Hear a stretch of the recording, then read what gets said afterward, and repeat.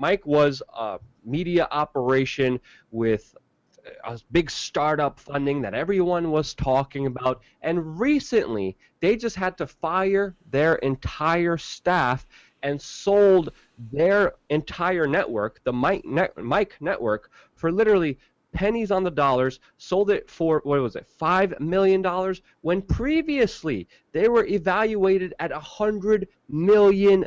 You look at 2015, there's an article by Business Insider, how two millennials built a $100 million startup in 4 years and landed an interview with the president. Well, that entire news organization is down the drain because not only were they just absolute trash, lied, edited videos, promoted kind of leftist ideas. I believe they also attacked us previously before as well. But the media landscape is changing in very dramatic ways. A lot of people, a lot of the big money in big tech are realizing that these companies have, one, been overvalued, and two, it's unpredictable because it all is variable on the algorithm changes that happen through Google, through Facebook, through Twitter, through social media, and trends come and go and are more erratic and less stable, which of course a lot of people are, and a lot of investors and a lot of the big money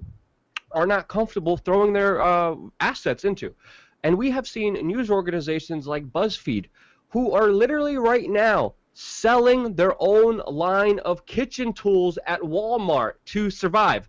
BuzzFeed is now selling plastic crap, probably, most likely made in China, in Walmart right now to sustain and survive their media operations. And by the way, don't buy it because the plastic that they probably have leaches and probably gives you estrogen and all this other stuff. I don't know about you, Jason, but I definitely wouldn't trust any BuzzFeed kitchen utensils, to say the least. They also are asking for donations now. So we're at a very important turning point where even, Vice News, hugely overvalued company, they also are going down dramatically, not only in their viewership, but in their influence, and also with people who have invested in them who are losing their money left and right. Even the CEO of Vice Media, Shane Smith, said before in 2016 that we should expect a bloodbath in media within years. And guess what? He took a lot of his shares, a lot of his stocks, and sold them because it was the smart financial move, and he even is calling a bloodbath in the media market. And this is happening not only because of the algorithm changes, because of the clickbait that is based on emotions. Because obviously the media is making money by pissing you off and playing on your emotions, and by doing this, a lot of people are just disenfranchised. And with a dying media, just like a dying empire or even a dying animal, you see a lot of irrational, rash behaviors. And they've been put in the corner. They're bleeding out. And they pretty much have two ways out of this.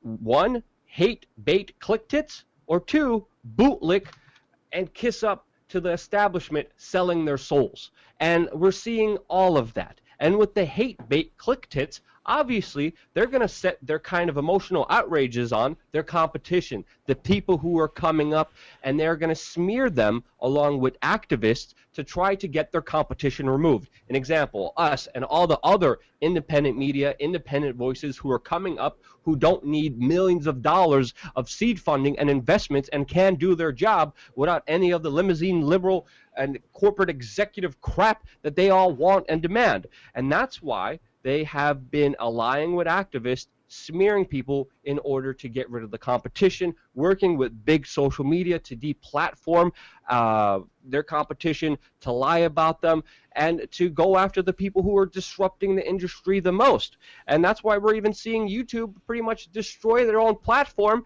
and kick out their own creators, because YouTube is even a dying empire that bleeds money. The only reason they're able to survive and sustain is because of Google, is because of Alphabet. But in large, YouTube in general is actually a losing business. And that's why they're trying to cater to the establishment. That's why they have Will Smith, Trevor Noah, John Oliver promoted, CNN, Anderson Cooper promoted, all the corporatist media promoted first, no matter what you look up. You look up We Are Change, France protest. None of our coverage comes up, even though we dominated all of them, and they're going after them and trying to get rid of them. They're catering to the establishment government. They're catering to, of course, establishment special interests, and they're doing this because they're latching on to any possible way that they could survive this storm. But this is not a storm. This is a media apocalypse that is happening right now that will put an end to them. That's why I'm saying this time that we're living in right now is absolutely incredible and could lead to really amazing things or really horrible things.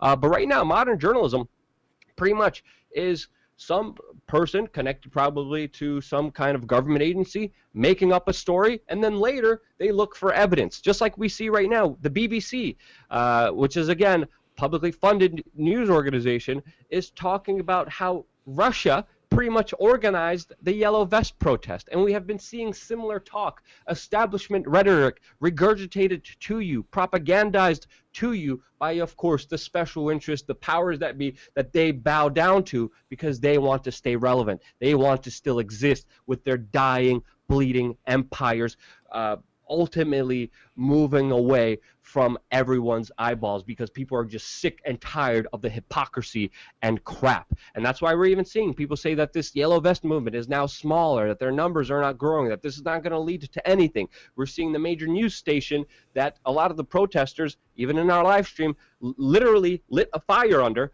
talk about how they're just violent and criminals. We went down there. That wasn't that story that was happening there. And this is why we're seeing a lot of suppression of these kind of bigger ideas also with social media, which is a big connection with them. Because if there is a protest that works out in the geopolitical interest of the State Department, the Pentagon, U.S. hegemony, bigger American foreign policy ideas, whenever there's a protest that works in that favor, in the direction that these special interests are going to, guess what? The mainstream media applauds them, and they literally cheer it on, and they talk about people standing up for their freedom and participating in democracy.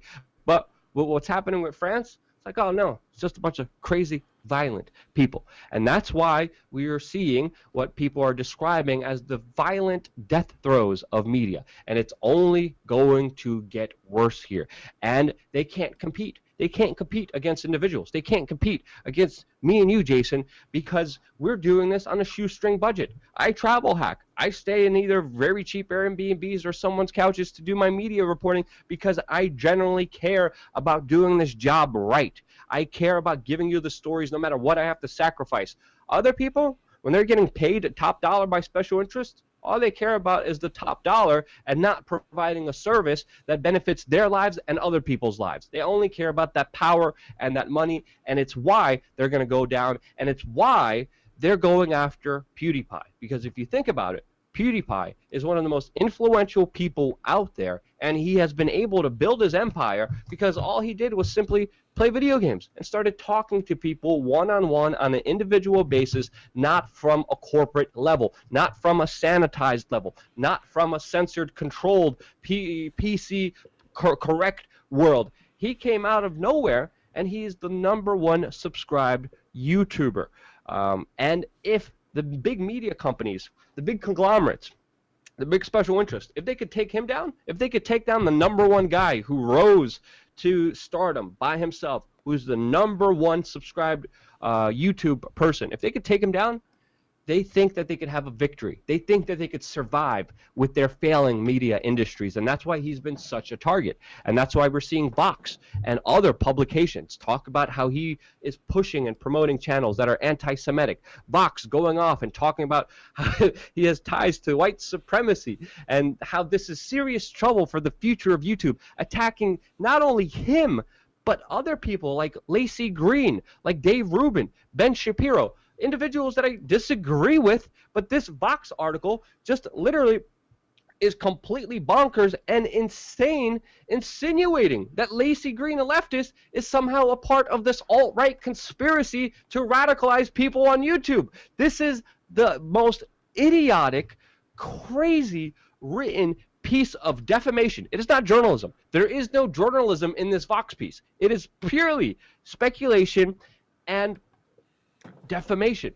And this is why they're absolutely losing it. This is why we're seeing so many people censored. We see Vice News right now cheering on the purging of the far-right figures, bringing up, of course, Sargon of Akkad, who likes to argue with the alt-right, who actually hosts debates, who actually makes conversations and arguments against the alt-right. They just, conveniently list them there. Just like we're seeing with all the other propaganda out there. Again, just lying for those freaking hate bait click tits that they're all after. And that's why we saw recently Patreon go after Sargon of Akkad. We've seen a lot of influencers move to Subscriber Star.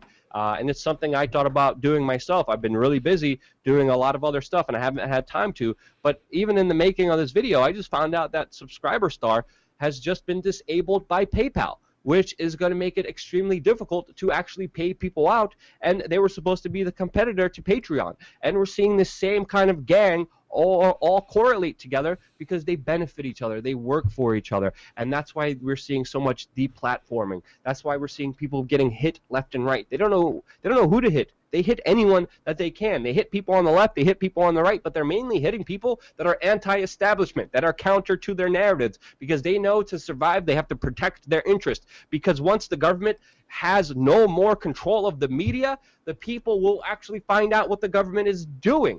And this is why we're seeing such a correlation with social media, the government, the mainstream media, all colluding together, because without each other, they can't survive. And that's why cryptocurrency has been slandered as much as it has in the mainstream media. And they're offering new platforms that we've been using, that we've been jumping onto as an alternative to this, as an alternative to the authoritarian lovers and their propaganda spewing this hate rhetoric against you. And that's really what they're doing. They're spewing lies and hate to get you to click on them so they survive, so they stay relevant. And guess what? It is not going to work, and we need to call these people for what they are. They are authoritarian lovers and nothing else.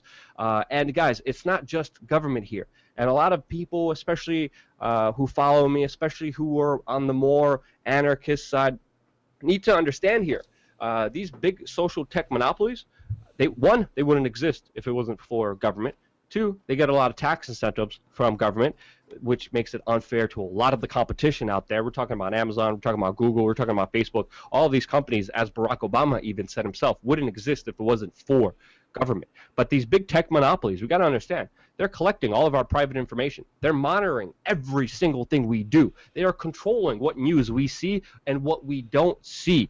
And they are squashing any competitive ideologies or even arguments against them. And guess what? These are private companies that do need some form of accountability or even some form of us walking away from them. And that discussion will happen. That discussion is happening in smaller ways. This is why, again, we're moving to blockchain, decentralized, alternative platforms with everything on the blockchain so you can see everything fully with a lot of transparency, which is why blockchain, even though cryptocurrencies are down right now, I still believe will be the future. But we can't entrust private corporations to these authoritarian lovers, because if you look at Apple, Tim Cook could stand on there and talk about how he loves you and how he cares for you and how he hates really bad speech, but ultimately he and a company represent someone who enslaved people overseas, used child labor and rare minerals sourced illegally to build up their profits with, of course, great collusion from the government. This is a billionaire technocrat that should not be trusted. And until we have that major paradigm shift, what we will see and what we will have is, of course, more attacks, more collusion, more hooey, more lunacy coming from the establishment media, and more attacks on, of course, PewDiePie, who they're obviously jealous of. If you look at him, PewDiePie apologized for the video that he's being attacked for now. He took it down. He declaimed it. He explained what happened. He talked about how this guy had a second channel that he wasn't even aware of. He talked, and the guy that he supposedly promoted, of course, was using dark humor. He was talking about can't even say it on this channel, Hitler, right? You can't even say it anymore. Even if I want to discuss that person or topic in a negative format, I have to be worried, which is a world that these people have created just for the sake of their own survival based on their own lies. And just like any market, as soon as you start manipulating it, getting rid of competition, it becomes stagnant. It becomes full of crap and absolutely worthless to the people because they can't compete in the battle of ideas. And that's why competition should be fair, should be free, should be open, and everyone should have a voice. And these people are deathly afraid of that because it starts with just information, and all of these special interests, these governments, the social media, the mainstream media, all of them would go down dramatically as soon as we realize we have the choice. And guess what? We do. And the choice starts with you, with the small decisions that you make every single day. So yes, that's my rant. They're all jealous of PewDiePie. PewDiePie's an okay creator. He's not even that political, but him gaining the success he had, he's obviously a major target here, and obviously with him even unwillingly has become a major figure against the establishment, even though he's not anti-establishment, which is a fascinating concept, and that's why this video is titled what it is. So before we go anywhere, just make sure to understand that our time here on YouTube is very limited. Sign up on our email list.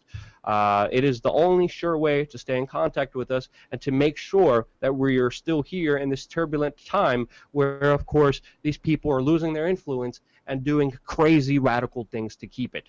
We are, of course, helping unravel that influence, which makes us a target. We've been hit a lot of times by the big establishment, social media, mainstream media, and government. We have been targeted. We have been attacked. We have been directly attacked in many different ways. But we're still here because of you and your support. And the best way you could support us is by signing up to our email list and slowly and surely moving away to a backup that we actually could talk to you one-on-one instead of this interface that controls what you see and cannot see. And that's why, holy cow, I love you guys for even being here with me for this incredible apocalyptic storm in media that we're seeing now.